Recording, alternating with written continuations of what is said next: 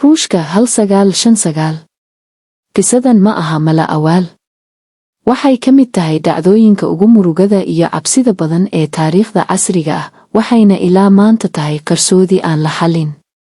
Hello asxaabta sharafta badan ku soo dhawada hoyga qisooyin calamka ee Bahar Nahri Channel. Subscribe nosara channel likegdeh muuqaal nagulawag wixii rayiga kobantiga mahadsanid. Bilowga safarka. Bishii Febraayo 1959 dhalinyaro ah oo ahaa arday jaamacadeed iyo khubaro safar baraf ah ayaa u baxay buuraha Ural Mountains ee dalka Ruushka. Hogaamiyaha kooxda waxaa la oran jiray Igor Dyatlov. Dhammaantood waa khubaro. Qalabkoodu dhammaystiran yahay.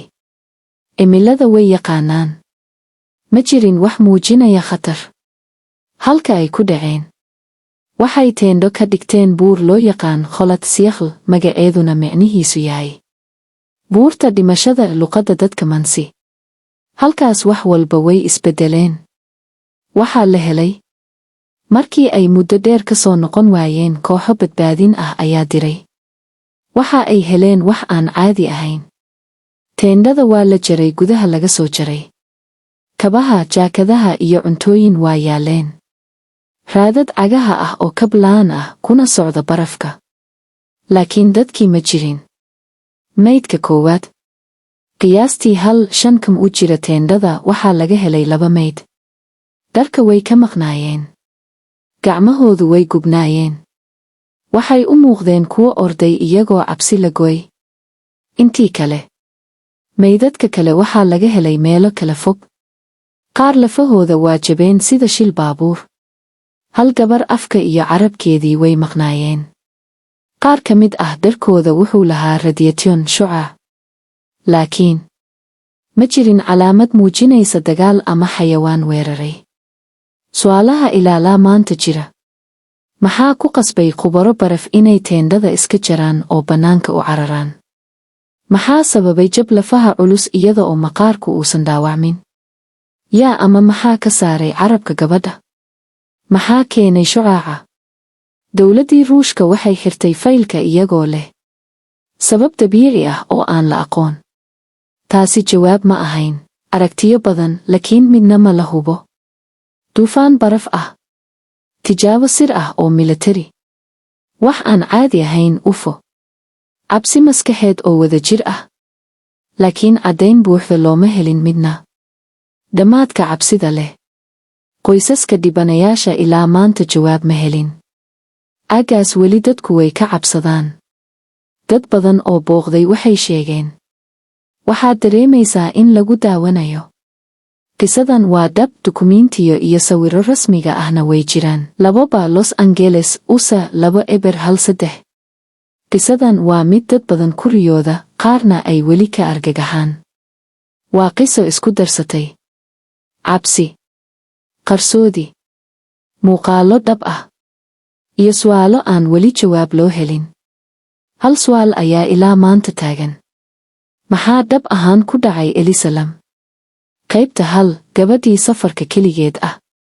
Sanadkii 2013, gabar 2 jir ah oo reer Canada ah, laguna magacaabo Elisa Lam, ayaa u safartay magaalada Los Angeles. Elisa waxay ahayd arday jaamacadeed. Qof firfircoon. Qor jirtay blog ay ku faahfaahiso safarkeeda. Waxay degatay hotel la yiraahdo El Hotel. Hotelkan ma ahayn mid caadi ah. Qaybta 2. Taariikhda madow ee El Hotel. El Hotel waxaa horay uga dhacay dilal, isdilid, dad waalay, dambiilayaal caan ah, serial killers. Dad badan waxay u yaqaanaan hotelka dhimashada. Laakiin Elisa waxba kama ogeyn taariikhdaas. Qaybta 3. Dhaqankii yaabka badnaa. Maalmo kadib, shaqaalaha hotelka waxay bilaabeen inay arkaan Elisa oo keligeed la hadlaysa. Qolka iska beddelaysa. Dadka ka cabsanaysa. Gabdhihii ay qol wadaageen waxay ku wargeliyeen maamulka. Waxay samaynaysaa wax aan caadi ahayn. Maamulka ayaa Elisa u wareejiyey qol keligeed ah. Taasi waxay noqotay qaladkii ugu dambeeyey. Qaybta 4. Muuqaalkii argagaxa leh, Elevator. maalmo kadib Elisa waa la waayay.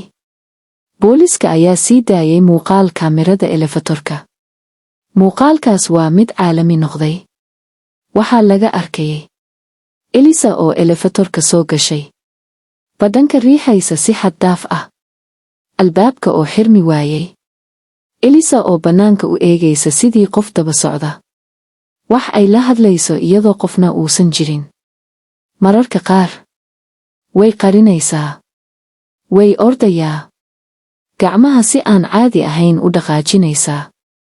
Dadka daawaday waxay yiraahdeen, wax aan caadi ahayn ayaa daba socday qaybta 5 hotelka oo qariib noqday. Intii Elisa maqnayd, martidii hotelka waxay bilaabeen cabasho.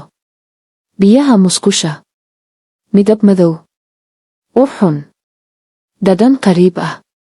Qaar waxay yiraahdeen, biyaha markaad cabto waxaad dareemaysaa lalabo. Laakiin qofna ma ogayn sababta. Qaybta 6, helitaanka meydka, cabsi dhexdeeda cabsi.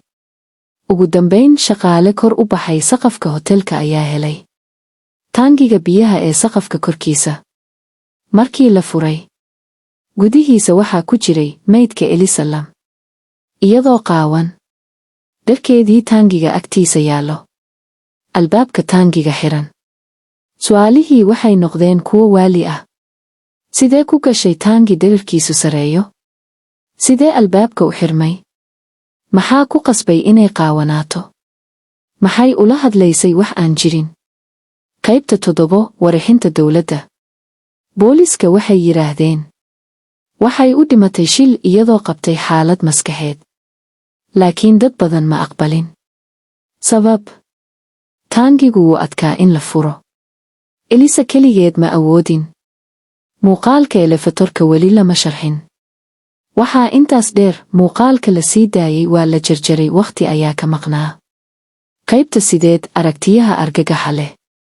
Hal wax ka baxsan caadiga. Wax ay aragtay. Wax daba socday. 2 qarin khalad dowladeed. Maxaa muuqaalada loo jaray? Maxaa runta loo sheegi waayay? 3 wax aan la sharxi karin. Dhaqan aan baniaadam ahayn, meel horay u habaaran. Qaybta 9, dhammaad aan dhammaan. Ilaa maanta, il hotel weli wuu furan yahay. Dad booqda waxay sheegaan, waxaad dareemaysaa in lagu fiirinayo. Muuqaalka Elisa Lam weli wuu wareegayaa internetka. Dad badan weli way ka cabsadaan daawashadiisa. Su'aashii ugu dambaysayna waa tan. Elisa Lam keligeed ma ahayn habeenkaas. Dhammaad halkan ayay ku keg tahay qisadana caawa. Haddii ay ku sugarto xali kastay ku tahay ul ado mahadsan norab legta iyo subscribe tamar kale waan kaga mahad celinaya waqti. Nahri's YouTube channel now.